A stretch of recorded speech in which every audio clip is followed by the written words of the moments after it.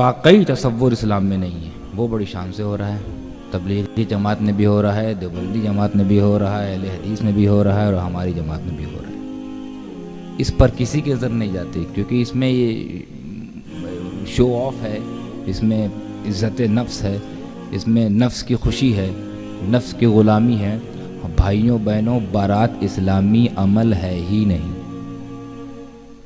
کیونکہ اسلام آیا تھا بہت آسان کرنے تمام کاموں کو، اور سب سے آسان اسلام نے اگر کسی عمل کو کیا ہے تو وہ ہے شادی۔ سب سے آسان عمل، 2 پیسے کا بھی خرچ نہیں صاحب۔ سب سے آسان کیا کیا ہے؟ شادی۔ کیا ہے شادی؟ ایک لڑکا ہے، ایک لڑکی ہے، ایک لڑکے کی طرف سے گواہی، ایک لڑکی کی طرف سے گواہی، ہو گئی شادی۔ اب اس سے بھی آسان کوئی طریقہ؟ اب اس کو کٹھن کس نے کیا؟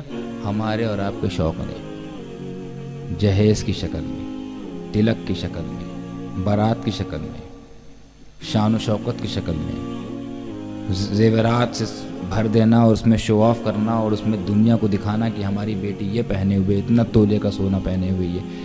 یہ کٹھنائی آپ نے ان کے لیے پیدا کر لی، آپ تو پیسے والے ہو، وہ تو نکل گئے۔ جو بیچارے جن بھائیوں کے، جن باپ بزرگوں کے پاس 5 بیٹیاں ہیں، 4 بیٹیاں، اور وہ غریب ہیں، ان کے لیے آپ نے درد سر کر دیا کہ نہیں؟ اسی لیے ہمارے آج کے سماج میں کنواری بیٹیاں گھر میں بہت بیٹھی ہوئی ہیں، 30 سال کی ہو جا رہی ہیں، کیونکہ آپ لوگوں نے جو اسٹینڈرڈ سیٹ کر رکھا ہے نا، وہاں تک بیچارے پہنچ نہیں پا رہے ہیں، اور اس سے نیچے جائیں گے تو آپ شادی ہی میں نہیں جائیں گے۔ تو یہ المیہ ہے کہ نہیں؟ اس پر وہ لوگ بھی بحث نہیں کرتے جن کو واقعی کرنا چاہیے کہ یہ ختم کیا جائے۔ بارات کا کانسیپٹ، جہیز کا کانسیپٹ، ڈی جے، شہرت، یہ لمبے لمبے پنڈال، بھائی جتنے میں تم نے پنڈال کیا پورے محلے کی شادی ہو جاتی، جو طریقہ سنت ہے۔ شادی کیوں بہت آسان کیا معلوم؟ تاکہ شیطان کے بہکاوے میں آ کر زنا نہ ہو جائے، اتنا آسان کر دو شادی، اتنا آسان کر دو کہ زنا نہ ہو، اور زنا کی سزا اتنی سخت کر دو کہ لوگ کرنے سے پہلے 500 بار سوچیں۔ سزا سماعت فرما لیجیے زنا کی، علماء تو جانتے ہیں، آپ بھی جان جاؤ، بلاత్కాر، ریپ کی سزا کیا ہے اسلام کی روشنی میں۔ اگر کسی کنوارے نے کیا یا کنواری نے کیا تو اس کو 100 کوڑے مارے جائیں، ایک روایت میں ہے 80 کوڑے مارے جائیں۔ ہم کہہ رہے ہیں 8 ہی میں تو دم نکل جاتی ہے، تو 80 تک کہاں پہنچیں گے؟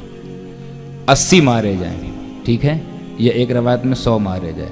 بتائیے کوئی بچے گا 100 مرنے کے بعد؟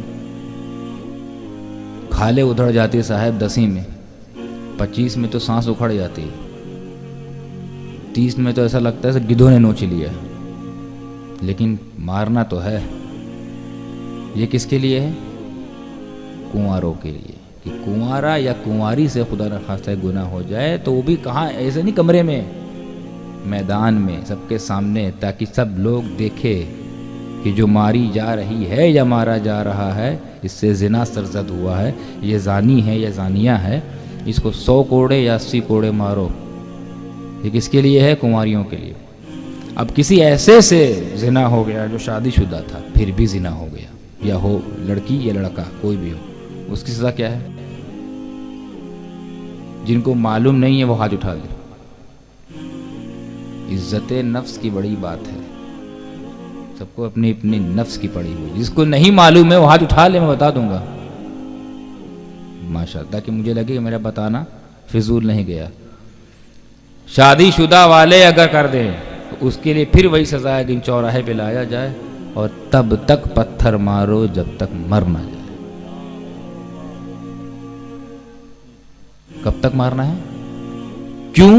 کنوارے کو 100 مارنے کی یا 80 مارنے کی ہے، یہ کہا کہ اگر بچ گیا تو بچ گیا، آئندہ کبھی کرے گا نہیں، کیونکہ اس کے پاس تو دوسرا کوئی چارہ نہیں تھا، اس لیے وسوسے میں آ کے زنا کر لیا۔ لیکن شادی شدہ جناب، تمہارے پاس ایک عدد بیوی تھی اور اس بیوی کے پاس بھی ایک عدد میاں تھے، پھر بھی